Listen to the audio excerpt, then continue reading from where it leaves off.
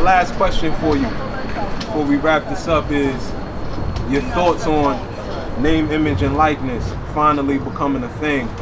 Man, I'm glad you mentioned that, because I was on one of the NCAA steering committees when I was in school, even as a freshman.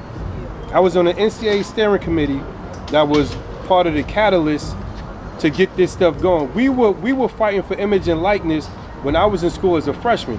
On the NCAA steering committee, it was only probably between like 8 and 10 of us. And it was like with the athletic directors, it was like prominent people. And me, like, I just raised my hand one day and said, I want to do that or whatever, because I was adamant about wanting to push that forward or whatever. And I was part of the original group that got that started.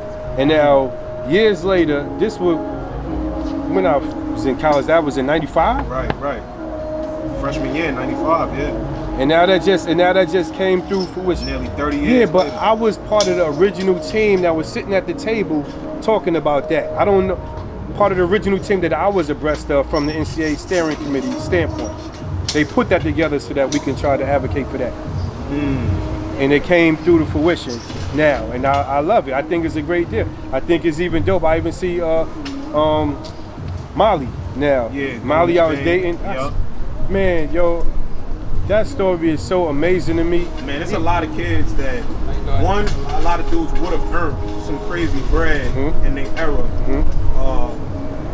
Like Harlem Kid, if Isaiah Washington grew up just 4 or 5 years later, the amount of money that he would have been able to bring in with that Jelly Fam thing, him and his homeboys, ridiculous because of their social platform and how much eyes they generate.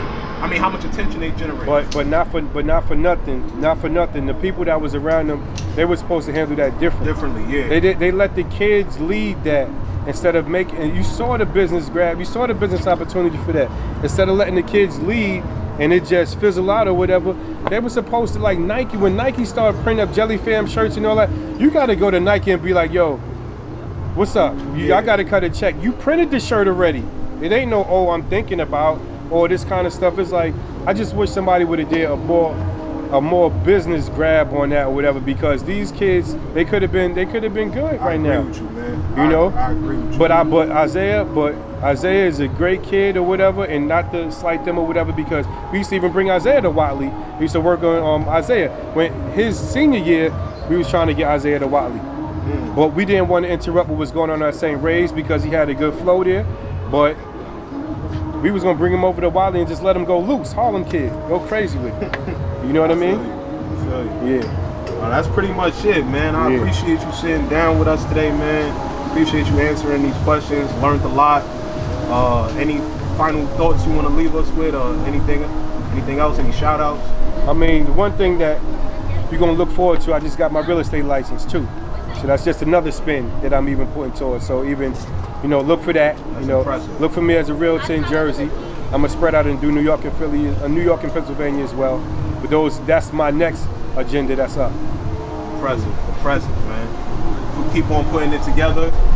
Post career days, post playing days, definitely continue to look impressive. And as you go into your next phase of life, man, and I gotta congratulate you on that too, real estate license. Thank you, man. God bless the rest of this journey for you, man. Thank you. I appreciate it. Thanks for having me. Yes, sir. Appreciate you.